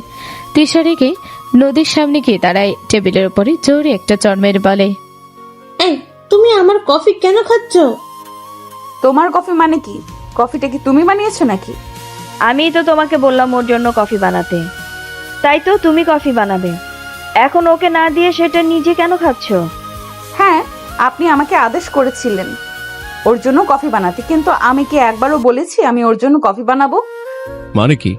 মানে হচ্ছে এটাই যে আমি আপনার বউয়ের জন্য কফিটা বানাইনি, কফিটা আমি নিজের জন্যই বানিয়েছি। যদি আপনাদের এতই কফি খেতে মন চায় তো নিজেরা বানিয়ে খান না, আমাকে কেন ডিস্টার্ব করছেন? তুমি আমার জন্য কফি বানাবে না, তাই তো? ঠিক আছে, আমি যদি কফি না খাই তাহলে তোমাকেও এই কফি খেতে দেব না। তৃষা রেগে নদীর হাত থেকে কফির মগটা ছিনিয়ে নেয়। তারপর সেটা ফ্লোরে ছুঁড়ে মারে। নদী চেয়ার থেকে উঠে দাঁড়ায়, এক নজর নিজে ভাঙা কফির মগটার দিকে তাকিয়ে তৃষার দিকে ফিরে তৃষার গালে সজোরে একটা চড় বসায়। নদীর এমন কাণ্ডে সবাই হতভম্ব হয়ে পড়ে। দীপ্তর মা আর দীপ্ত একে অপরের মুখ চাওয়াচাই করতে থাকে। নদী আগে অনেক শান্ত স্বভাবের ছিল। ওদের সবার অপমান, অপদস্থ, মারধর সব চুপচাপ সহ্য করে নিত। সেই নদী আজকে তৃষাকে চড় মেরেছে, এটা যেন ওদের কারোরই বিশ্বাসই হতে চায় না। How dare you! তুমি আমাকে চড় মারলে? তুমি জানো এর ফল কি হতে পারে? তোমার মতো ভিখারির বাচ্চা এত সাহস পাও কোথা থেকে আমাকে চড় মারার? এই চরটা যদি তোমার মা বাবা তোমাকে ছোট থাকতে দিত না, তাহলে আজকে এই ধরনের অসভ্যতামি তুমি করতে পারতে না। তোমার সাহস হলো কি করে আমার হাত থেকে কফির মগ ছিনিয়ে নিয়ে সেটা ছুঁড়ে ফেলো? আমার বানানো কফি তোমাকে ফেলানোর অনুমতি কে দিয়েছে? নদীর ব্যবহারে সবাই অবাক হলেও দীপ্ত রেগে নদীর সামনে এসে দাঁড়ায়। তারপর নদীকে চড় মারার জন্য হাত উঁচু করে বলে, তোর সাহস খুব বেড়ে গেছে না? এত বড় স্পর্ধা তুই আমার বউয়ের গায়ে হাত তুলিস? আজকে দেখ আমি তোকে কি করি। কথাটা বলে দীপ্ত নদীকে চড় মারতে নেয়। তখনই আয়ান এসে দীপ্তর হাত ধরে ফেলে আর বলে, তুমি আবারও আমার বউয়ের গায়ে হাত তোলার চেষ্টা করেছো? আগের দিনের ওয়ার্নিং কি ভুলে গেছো নাকি? তাহলে আবারও মনে করে নাও। খবরদার, আমার বউয়ের গায়ে যদি একটা ফুলের টোকাও লাগে তাহলে কিন্তু আমি কাউকে ছেড়ে কথা বলবো না। বাহ, তুই তো ভারী স্বার্থপর। তোর ভাই তোর বউকে মারছে, এটা তুই দেখলি, অথচ তোর বউ যে আমাকে মারলো সেটা তোর চোখে পড়লো না? নদী যা করেছে একদম ঠিক করেছে। তুই এটারই প্রাপ্য। এতক্ষণ যা যা হয়েছে আমি সব দেখেছি সিঁড়ির উপর দাঁড়িয়ে। তুই কে আমার বউকে হুকুম দেয়ার? আর তোরা কিভাবে ভাবলি ও তোদের জন্য কাজ করবে? এতে হুকুমের কি আছে? তোমার বউয়ের কাছে শুধু এক কাপ কফি চাওয়া হয়েছিল।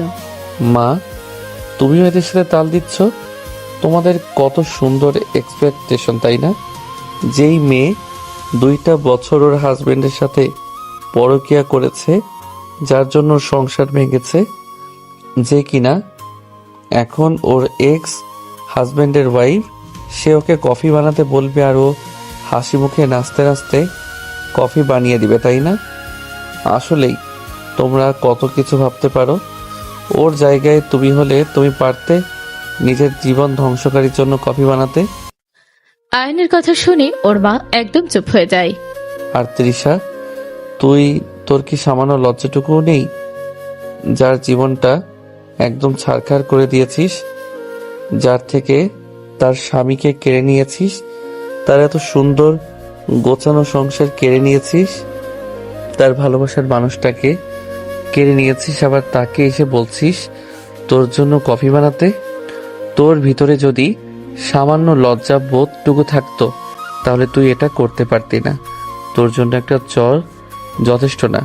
তোর এই কাজের জন্য সামান্য একটা চর কিছুই না। এর থেকে বড় শাস্তি ডিজার্ভ করিস তুই। আর ভাইয়া, তুমি যে কিনা একসময় এর স্বামী ছিলে, ওর সাথে একটা কমিটমেন্টে থেকেও দিনের পর দিন ওকে ঠকিয়ে গেছো, ওর সাথে অন্যায় করেছো, অবিচার করেছো, যখন খুশি তখন ওকে অত্যাচার করেছো, আবার ওর সামনে নিজের পরকীয়া প্রেমিকাকে বিয়ে করে নিয়ে এসেছো। তারপরও তুমি চাও যে তোমার সব হুকুম ও পালন করবে? আল্লাহ যে আসলে তোমাদের কি দিয়ে তৈরি করেছে! না আছে লজ্জা, না আছে বিবেক। নদী, আমাদের নাস্তা তো রেডি, তাই না? আজকে আর এখানে বসে খাবো না, চলো রুমে নিয়ে চলো। তুমি নাস্তার প্লেটটা নিয়ে যাও, আমি চা বানিয়ে নিয়ে আসছি। আয়ান চলে যেতেই নদী আবারও রান্নাঘরে গিয়ে ওর আর আয়ানের জন্য দুধ চা বানিয়ে নেয়। তারপর একটা ট্রেতে চায়ের কাপ দুটো নিয়ে উপরে চলে যায়।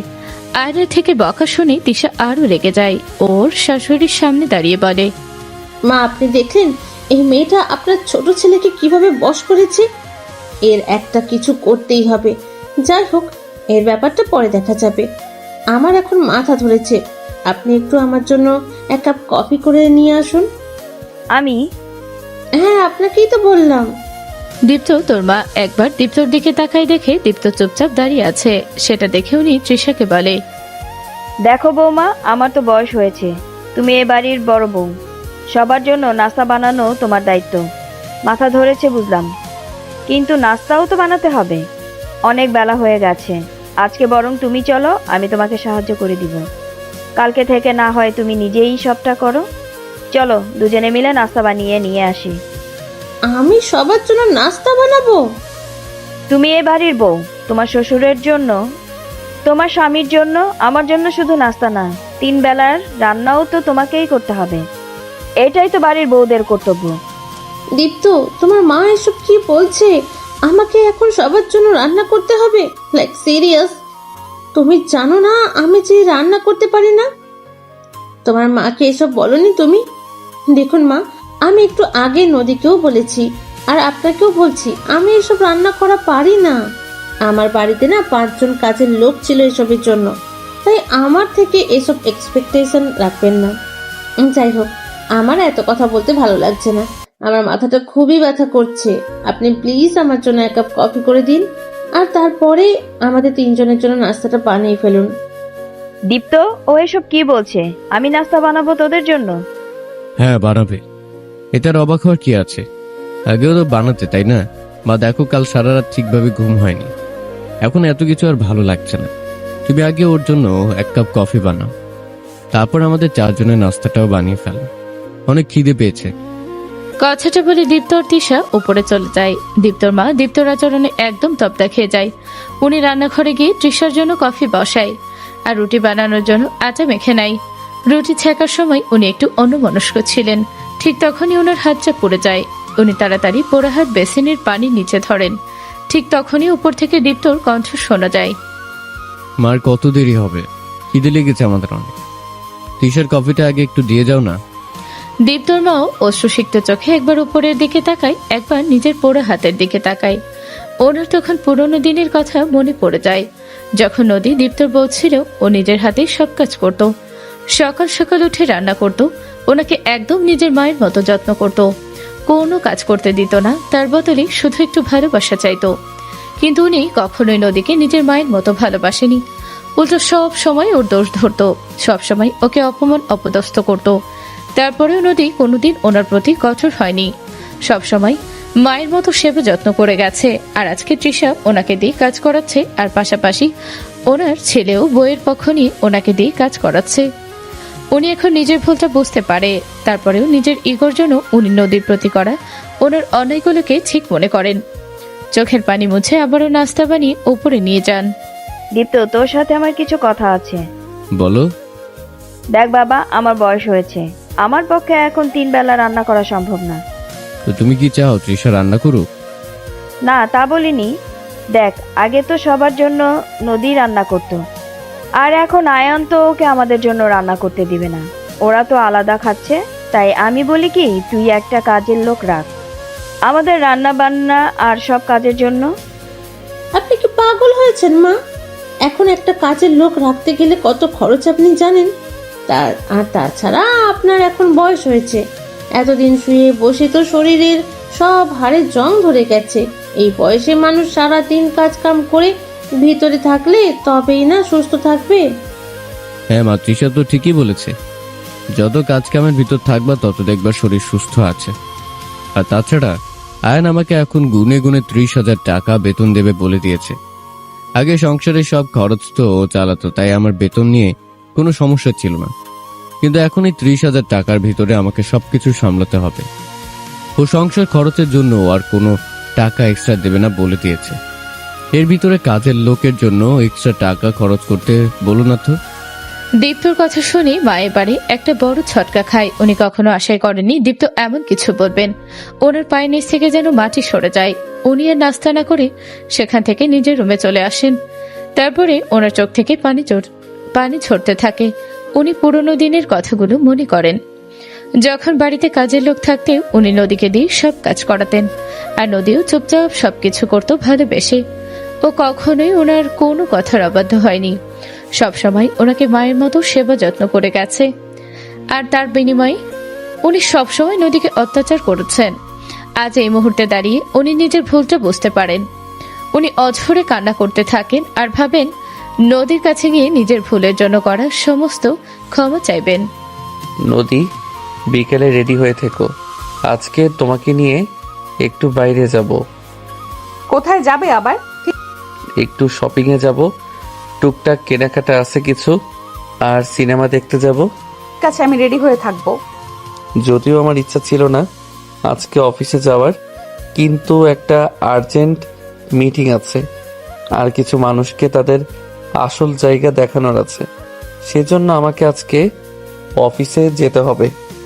তুমি দুপুরে খেয়ে নিও, আমার আস্তে আস্তে বিকাল হবে। আর হ্যাঁ, ওদের থেকে সাবধানে থেকো। তোমার আমাকে নিয়ে এত চিন্তা করতে হবে না। আমি এখন আর সেই আগের নদী নেই যে ওরা আমাকে সহজে কাবু করে ফেলবে। তুমি চিন্তা করো না আমাকে নিয়ে, আমি সামলে নেব সবটা। আচ্ছা, তোমার জন্য লাঞ্চ প্যাক করে দেব। তুমি খাবে কি দুপুরে? আমি বাইরে খেয়ে নেব। আর তাছাড়া তোমাকে নিয়ে চিন্তা করব না তো কাকে নিয়ে চিন্তা করব? আমার লাইফে তুমি ছাড়া এখন আর ইম্পর্টেন্ট কেউ নেই। ইম্পর্টেন্ট? আয়নের মুখে নিজেকে ওর জন্য সবচেয়ে গুরুত্বপূর্ণ জানতে পেরে নদী খুব খুশি হয়। ও এক পলকে আয়নের দিকে তাকিয়ে ভাবতে থাকে ও কারোর জন্য খুব ইম্পর্টেন্ট, যে কিনা ওকে নিয়ে চিন্তা করে, ওর কথা ভাবে, ওর কেয়ার করে। নদী এসব কিছু ভাবতে থাকে। তখনই আয়ান নদীর মাথার পিছন থেকে নিজের ডান হাত নিয়ে নদীর মাথাটা নিজের ঠোঁটের কাছে নিয়ে আসে। তারপর নদীর কপালে একটা আলতো চুমু খায়। নদী চোখ বন্ধ করে অনুভব করে আয়নের ছোঁয়া, যেটার ভিতরে নেই কোনো কামকতা, আছে শুধুই মমতা। নদীর কাছে আয়নের এই ছোঁয়া খুবই ভালো লাগে। আয়ন নদীর কপাল থেকে নিজের ঠোঁটটা সরিয়ে নদীর গালে নিজের 2 হাত রেখে বলে, আমার এই ছোট ছোট স্পর্শগুলোকে খারাপভাবে নিও না প্লিজ। এগুলোকে ভালোবাসার চিহ্ন হিসেবে মনে করো। আসছি, নিজের খেয়াল রেখো। আয়ন বেরিয়ে যেতেই নদীর শাশুড়ি ও রুমে আসে। এই সময় নিজের শাশুড়িকে রুমে দেখে নদী কিছুটা অবাক হয়। ও মনে করে ওর শাশুড়ি হয়তো ওকে আবারও উল্টোপাল্টা কিছু বলতে এসেছে। কিন্তু নদী সম্পূর্ণ অবাক করে দিয়ে নদীর শাশুড়ি এসে নদীর এক হাত ধরে বলেন, নদী, মা পারলে আমাদের ক্ষমা করে দিও। আমি জানি আমি যা করেছি তার ক্ষমা অযোগ্য। সব সময় তোমাকে কষ্ট দিয়েছি, অনেক অন্যায় অত্যাচার করেছি। তবুও বলি, যদি পারো তো আমায় ক্ষমা করে দিও। নিজের শাশুড়ির মুখ থেকে এমন কথা শুনে নদী একেবারে অবাক হয়ে যায়। ও আশাই করতে পারেনি ওর শাশুড়ি কখনো ওর থেকে ক্ষমা চাইবে। ও নিজের কানকে বিশ্বাস হয় না। তবু নিজেকে কিছুটা ধাতস্থ করে নদী ওর শাশুড়িকে বলে, মা আপনি এসব কি বলছেন? আপনি আমার বড়, আপনি আমার কাছে কেন ক্ষমা চাইছেন? কম অত্যাচার তো আর তোমাকে করিনি, সেই জন্য আজকে আমার এই দশা। আল্লাহ আমাকে আমার সকল পাপের শাস্তি দিচ্ছে। তুমি দয়া করে আমাকে ক্ষমা করে দাও মা, না হলে যে আমি মরেও শান্তি পাবো না। নদী ওর শাশুড়িকে ধরে বিছানায় বসাতে যায়। তখনই খেয়াল করে ওর শাশুড়ির হাতটা পোড়া। নদী ব্যস্ত হয়ে বলে, এ কি মা, আপনার হাত পুড়লো কিভাবে? হাতটা তো অনেক পুড়ে গেছে, এতটা কিভাবে পুড়লো? এইসব এখন আর কিছুই না, সামনে যে আরো কত কিছু হবে। সবই আমার কপাল, বুঝলে? এতদিন তোমাকে যা যা অত্যাচার করেছি, এখন সবটাই ফেরত পাচ্ছি। প্রকৃতি একটা নিয়ম আছে না, অন্যের সাথে অন্যায় করলে নিজেকেও সেটা ভোগ করতে হয়। আপনি কি বলছেন? এসব আমি কিছুই বুঝতে পারছি না। আপনি আগে আসুন তো আমার সাথে, এখানে বসুন।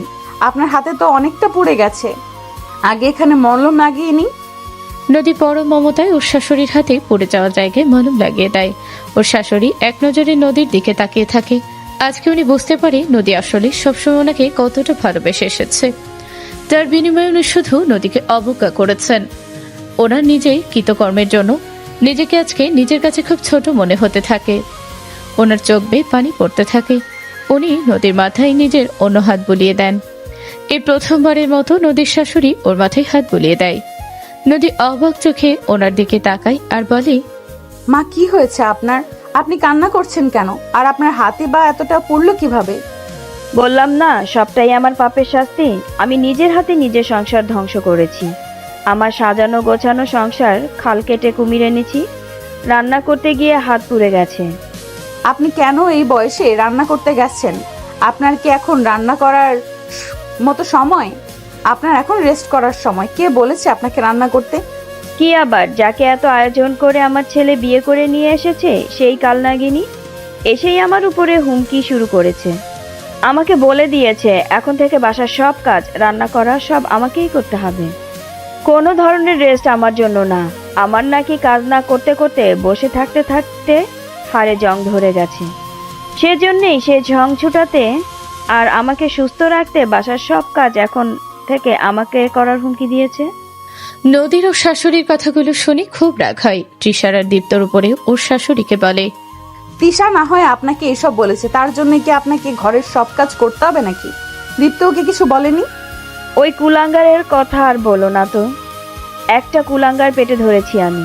ওর বউ আমাকে হুকুম দেয় আর আমার কুলাঙ্গার তাতে সায় জানায়।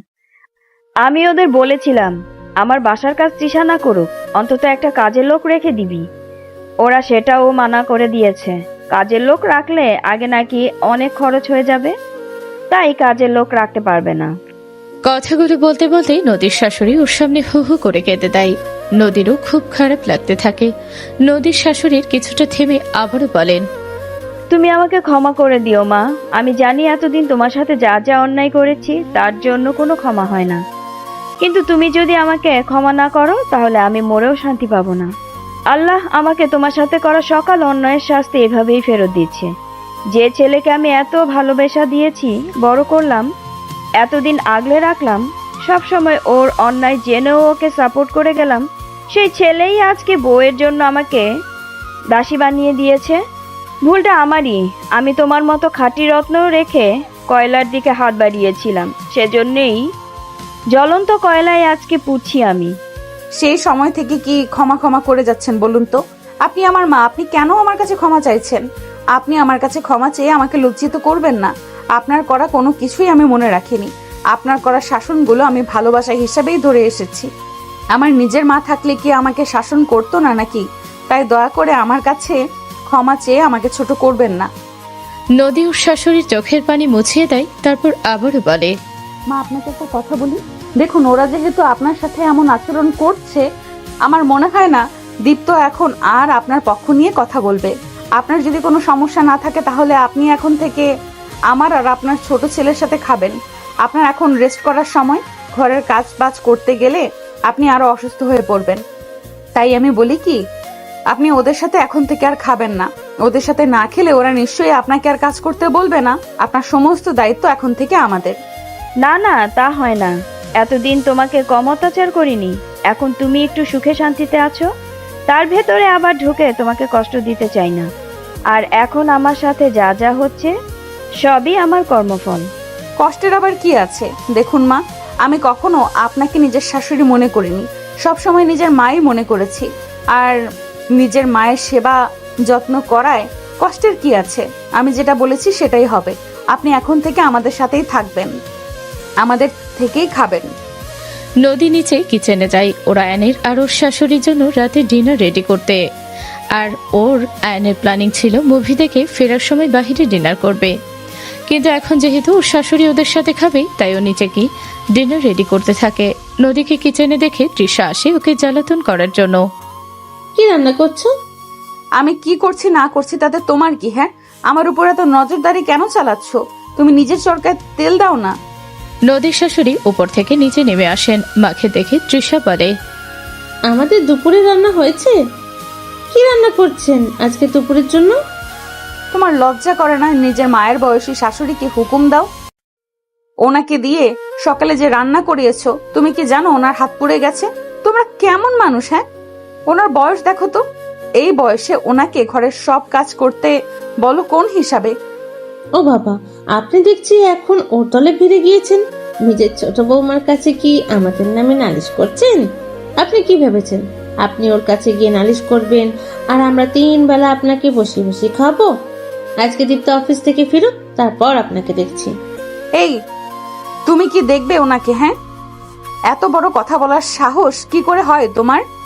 বড়দের সম্মান করতে তো জানো না। শিখেছো শুধু দিমাগ দেখাতে। উনি না তোমাদের খাওয়ানোর আশাতে বসে নেই। আজকে থেকে মা আমাদের সাথে খাবেন। নদীর কথায় তৃষা খুব রেগে যায়। ও কটমট করে শাশুড়ির দিকে আর নদীর দিকে তাকিয়ে উপরে চলে যায়। নদী রান্না শেষ করে উপরে চলে যায় আর ওর শাশুড়িকে বলে রুমে গিয়ে রেস্ট নিতে। দুপুরবেলা ও আর ওর শাশুড়ি একসাথে বসে লাঞ্চ সেরে নেয়। বিকেলবেলা নদী আয়ন আসার আগে একটা মেরুন রঙের শাড়ি পরে হালকা সাজগোজ করে নেয়। চোখে সামান্য কাজল দেয়, চুলগুলো ছেড়ে রাখে, কপালে একটা কালো টিপ আর ঠোঁটে মেরুন রঙের গাঢ় লিপস্টিক। গলা এবং কানে আয়নের কিনে দেওয়া একটা সিম্পল গোল্ডেন নেকলেস আর ইয়ারিং পরে। এই সামান্য সাজে নদীকে অপূর্ব সুন্দর লাগছিল। আয়ন ভেতরে প্রবেশ করেই নদীকে দেখে মুগ্ধ চোখে চেয়ে থাকে। মাশাআল্লাহ, আমার বউটাকে তো আজকে একদম পরীর মতো লাগছে, কারোর নজর না লেগে যায়। দূর, তুমি যে কি বলো না। যাও, এই স্যুট বুট পাল্টে একটা পাঞ্জাবি বের করে রেখেছি অফ হোয়াইট কালারের, ওটা পরে এসো। জো হুকুম মহারানী। আয়ন ফ্রেশ হয়ে নদীর বের করে রাখা পাঞ্জাবি পরে আসে। তারপরে ওরা দুজন চলে যায়। ওরা দুজন প্রথমে কিছু শপিং সেরে নেয় নদীর জন্য। নদী আবার ওর শাশুড়ির জন্য 2টা শাড়ি কিনে নেয়। তারপর ওরা দুজন সিনেমা হলে যায় মুভি দেখতে। আজকে নদীর কথা মতো আয়ন গাড়ি নেয়নি। ওরা দুজন রিক্সায় করে যায়। সিনেমা দেখা শেষ করতে করতে রাত 9টা বেজে যায়। ওরা দুজন বাহিরে বেরিয়ে একটা রিক্সা নেয়। রিকশায় করে কিছু দূর আসার পরে হঠাৎ করে রিকশাওয়ালা বলে চার্জ শেষ হয়ে গেছে। যেহেতু ব্যাটারি চালিত রিকশা, তাই চার্জ শেষ হয়ে গেছে। ওরা ওখানেই নেমে পড়ে, দাঁড়িয়ে দাঁড়িয়ে অপেক্ষা করতে থাকে আরেকটা রিকশার। কিন্তু তখনই হুট করে মুষলধারে বৃষ্টি শুরু হয়ে যায়। বৃষ্টি দেখতেই নদী খিলখিলিয়ে হেসে ওঠে ও বৃষ্টিতে ভিজতে শুরু করে দেয়। নদীর প্রাণোচ্ছল হাসি দেখে আয়নও খুব খুশি হয়। আয়ন যদিও একটা বন্ধ দোকানের ছাউনির নিচে দাঁড়িয়েছিল, কিন্তু নদী এসে ওর হাত ধরে ওকে বৃষ্টিতে টেনে নিয়ে যায়। নদীর সাথে আয়নও বৃষ্টিতে ভেজে। ও নিজে ভেজার থেকে বেশি নদীকে দেখতে থাকে, নদীর খুশিগুলো দেখতে থাকে। আয়ন নদীর দিকে তাকিয়ে আছে বুঝতে পেরে নদী কিছুটা লজ্জা পায়। ও অন্যদিকে চলে যেতে চায়, তখনই হোঁচট খেয়ে পড়ে যেতে নেয়। আয়ন এসে ওর কোমর জড়িয়ে ধরে। ওরা একে অপরের চোখের দিকে এক পলকে তাকিয়ে থাকে। কিছু সময় পরে নদী লজ্জা পেয়ে আয়নের থেকে নিজেকে ছাড়িয়ে নেয়।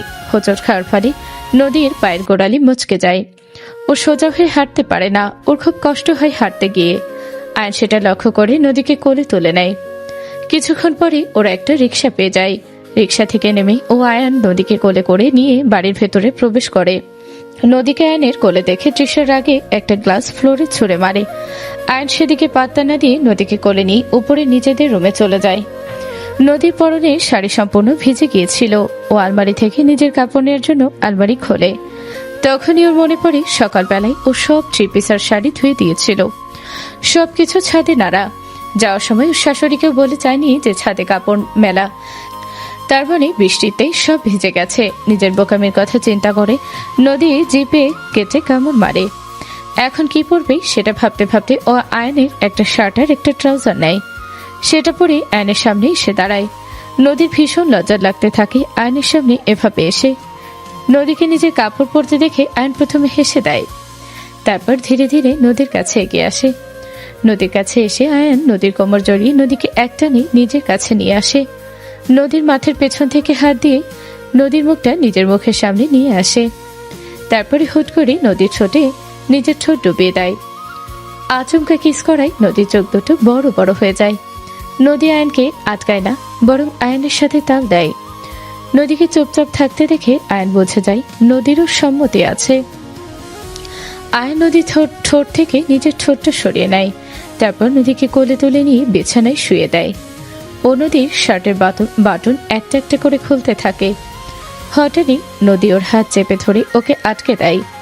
আয়ন মনে করে নদী হয়তোবা আনইজি ফিল করছে, তাই ওখান থেকে উঠে যেতে নাই। হুট করে নদী আয়নের জামার কলার ধরে আয়নকে নিজের ওপরে টেনে নিয়ে আসে। তারপরে নিজেই আয়নের ঠোঁটে ঠোঁট ডুবিয়ে দেয়। নদীর সম্মতিতে আয়ন এবার উঠে গিয়ে ঘরের সব লাইট অফ করে দিয়ে আসে। বাহিরে তখন বিদ্যুৎ চমকাতে থাকে। সে আলোতে ঘর আলোকিত হয়ে যায়। আয়ন নদীর কাছে এসে নদীকে কিস করতে থাকে। ধীরে ধীরে ও আরো গভীর হয়ে যেতে থাকে। নদীর মাঝে নিজেকে একেবারে উজাড় করে দেয়। নদীও আয়নের স্পর্শগুলো উপভোগ করতে থাকে। ওরা একে অপরের মাঝে মিলেমিশে একাকার হয়ে যায়।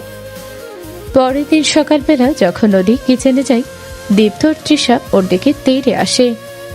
কাল লাগিনি তুই আমার জীবন তো ধ্বংস করে দিসি, এখন আমার চাকরিটাও খেয়ে ছাড়লি। আমার বাবার এতদিনে তিলে তিলে গড়া কোম্পানিটা ধ্বংস করে দিলি? তো লজ্জা করলো না এটা করতে? সকাল সকাল তোমরা দুজনে এসব কি ফালতু বকছো? দেখো, তোমাদের সাথে ফালতু বকবক করার মতো সময় আমার হাতে নেই। আমার নাস্তা তৈরি করতে হবে আমার হাজবেন্ড আর শাশুড়ি মায়ের জন্য। আমার সামনে থেকে সরো। তুই বুঝতে পারছিস না নাকি বুঝেও না বোঝার ভান করছিস? আজব তো, তখন থেকে কি বোঝার কথা বলছো বলো তো? আমি বলছি, ওরা কি বলছে? আয়ন পকেটে হাত গুজে ওপর থেকে নিচে নেমে আসতে থাকে। ও ঠোঁটে লেগে থাকে একটা ঠান্ডা হাসি। ও নিচে নেমে আসতেই দীপ্ত আর তৃষা নদীর থেকে দূরে সরে দাঁড়ায়। আয়ন নিচে এসে নদীর দিকে তাকিয়ে বলে, দীপ্ত ভাইয়ের চাকরিটা আর নেই। ও আগে আমাদের অফিসের অ্যাকাউন্ট ডিপার্টমেন্ট সামলাতো, কিন্তু আমি আগের দিন দেখলাম হিসাবে কিছু ভুলচুক আছে। প্রায় 10 কোটি টাকার মতো গরমিল আছে। ইনভেস্টিগেশন চলছে। যতদিন না প্রমাণিত হবে এই টাকার বিষয়টার সাথে ভাইয়ার কোনো সম্পর্ক নেই, ততদিন পর্যন্ত ভাইয়াকে চাকরি থেকে বরখাস্ত করা হয়েছে। আর যদি প্রমাণ হয় টাকাগুলো ভাইয়াই সরিয়েছে, তাহলে তার জন্য ভাইয়াকে উপযুক্ত শাস্তি পেতে হবে। আর তৃষার বাবার কোম্পানি? তৃষার বাবার কোম্পানি থেকে আমরা বিভিন্ন বিল্ডিংয়ের জন্য কনস্ট্রাকশনের আইটেম নিতাম। রড, সিমেন্ট, ইট এগুলো সব ওর বাবার কোম্পানি থেকেই সাপ্লাই করা হতো। কিন্তু মাঝে আমাদের একটা কনস্ট্রাকশন সাইটের বিল্ডিং ধসে পড়ে। তারপরে খোঁজ নিয়ে জানতে পারি ওখানে ব্যবহার করার সমস্ত কিছু একদম নর্মাল কম দামি পণ্য। কিন্তু ওর বাবাকে আমরা সব সময় দামি পণ্যের জন্য টাকা দিতাম, তাই ওনার বিরুদ্ধেও আমি মামলা করেছি। এখন এটা ওনার নিজের কাজ নাকি ওনার আন্ডারে থাকা কর্মীর কাজ, সেটা পুলিশ ঠিক করবে। ভাইয়া আর তৃষা, তোমাদের দুইজনকে একটা কথা বলে দিচ্ছি, কান খুলে শুনে রাখো। ভাইয়া, তুমি তো জানোই যে এই বাড়ি বিজনেস সবটাই আমার নামে, তাই আমার বাড়িতে থাকতে হলে আমার বউকে সম্মান দিয়ে চলতে হবে। ভাইয়ার যেহেতু এখন চাকরিটা নেই, তাই তোমাদের খাওয়ার খরচটাও আমি দেব। বাট আমার বউয়ের সাথে কোনো রকম বাজে আচরণ দেখলে সেটাও পাবে না তোমরা। এটা আমার লাস্ট ওয়ার্নিং। সেদিনের পরে দীপ্ত আর তৃষা নদীর সাথে তেমন খারাপ আচরণ করে না। তৃষা দমে যায়, কারণ তৃষার বাবার নামে কেস হয়ে যায়। ওনার আরও কিছু দুর্নীতির কথা সামনে আসে, যার ফলে ওনার 6 বছরের কারাদণ্ড হয় এবং ওনার সমস্ত সম্পত্তি পুলিশ বাজেয়াপ্ত করে নেয়। দীপ্তর চাকরি চলে যাওয়ার পরে আর কোথাও কোনো চাকরি জোগাড় করতে পারেনি, তাই ওকে আর তৃষাকে আয়ানের উপরে নির্ভর করে চলতে হয়। ওর আর তৃষার ভিতরে ঝগড়া ঝামেলা লেগেই থাকে। তৃষা একটু উচ্চবিলাসী জীবনযাপন পছন্দ করে, কিন্তু দীপ্ত সেগুলো পূরণ করতে পারে না। সেজন্য ওদের দুজনের ভিতর সবসময় ঝগড়া ঝামেলা লেগেই থাকে। তৃষার এই আচরণে দীপ্ত ধীরে ধীরে পস্তাতে থাকে। ওর তখন নিজের আগের জীবনের কথা মনে পড়ে, যখন ও আর নদী একসাথে ছিল। নদী কখনোই ওর সামর্থ্যের বাইরে গিয়ে কোনো আবদার করতো না, সব সময় ওকে বুঝতো, ওকে সাপোর্ট করত। সেখানে তৃষা সম্পূর্ণই উল্টো।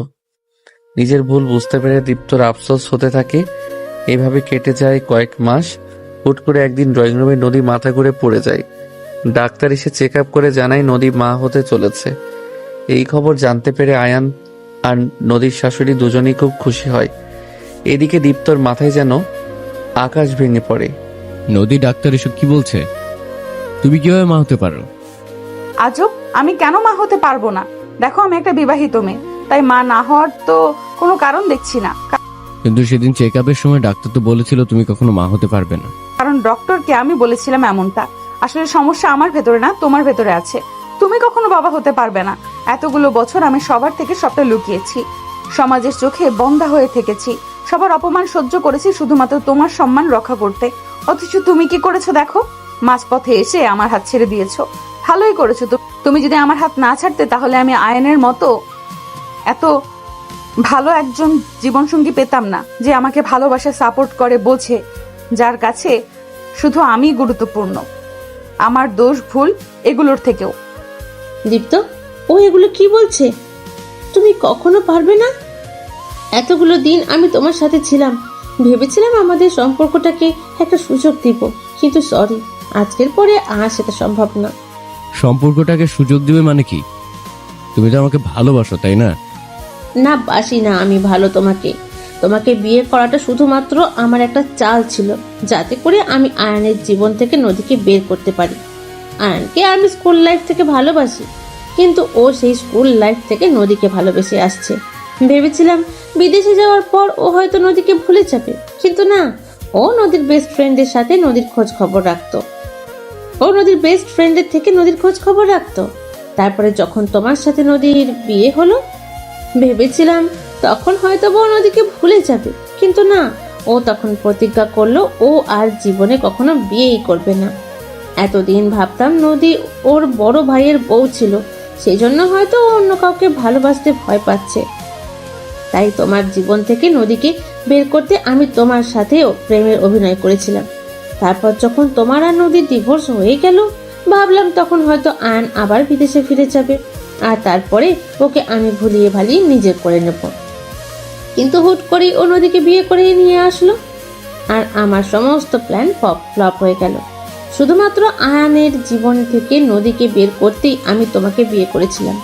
কিন্তু এতদিনে আমি বুঝে গেছি আয়ান নদীকে সত্যিই ভালোবাসে খুব। ওদের আলাদা করা সম্ভব না, তাই সিদ্ধান্ত নিয়েছিলাম তোমার সাথে নিজের জীবনটাকে শুরু করব। কিন্তু আজকে জানতে পারলাম তুমি নাকি কখনো বাবাই হতে পারবে না। আর আমি তো আমার জীবন নিয়ে এত বড় স্যাক্রিফাইস করতে চাই না, তাই আমি চলে যাচ্ছি বাড়ি ছেড়ে। খুব তাড়াতাড়ি তুমি ডিভোর্স নোটিশ পেয়ে যাবে, সাইন করে দিও। দীপ্ত যেন আজকে ওর জীবনের সবচেয়ে বড় একটা ধাক্কা খায়। ও কল্পনা করতে পারেনি ওর জীবনের বড় একটা সত্যি এভাবে ওর সামনে আসবে, আর প্রত্যেকে ওকে ছেড়ে চলে যাবে। দীপ্ত ভেতর থেকে একেবারে ভেঙে পড়ে। নিজের জীবনের আর কোনো গতি খুঁজে পায় না। ও একদৌড়ে ছাদে চলে যায় আর ছাদ থেকে লাফিয়ে আত্মহত্যা করার চেষ্টা করে, কিন্তু প্রাণী বেঁচে যায়। মাথায় আঘাত লাগায় আজীবনের জন্য ও কোমায় চলে যায়। দীপ্তকে ডিভোর্স দেওয়ার পরে তৃষা একজন বড়লোক বয়স্ক লোককে বিয়ে করে, কিন্তু ভাগ্য আর এবারও সাথ দেয় না। ওই লোকের বাহিরে আরো অনেকগুলো প্রেমিকা থাকে। সেসব জানতে পেরে তৃষা যখন তার সাথে কথা কাটাকাটি করে, তখন ওই লোক তৃষাকে প্রচুর মারধর করে। এভাবে প্রতিনিয়ত ওই লোক তৃষার উপরে অত্যাচার করতে থাকে। একটা সময় পরে তৃষা মানসিকভাবে অসুস্থ হয়ে পড়ে, আর এখন ও একটা মেন্টাল হসপিটালে ভর্তি আছে। এদিকে নদী আর আয়ানের একটা পরীর মতো মেয়ে বাচ্চা হয়। ওরা দুজন ভালোবেসে ওদের মেয়ের নাম রাখে রাহা। মেয়ে নিয়ে ওদের সুখের সংসার খুব সুখে কাটতে থাকে। এভাবেই সমাপ্তি ঘটে একটি সুখের। সমাপ্ত।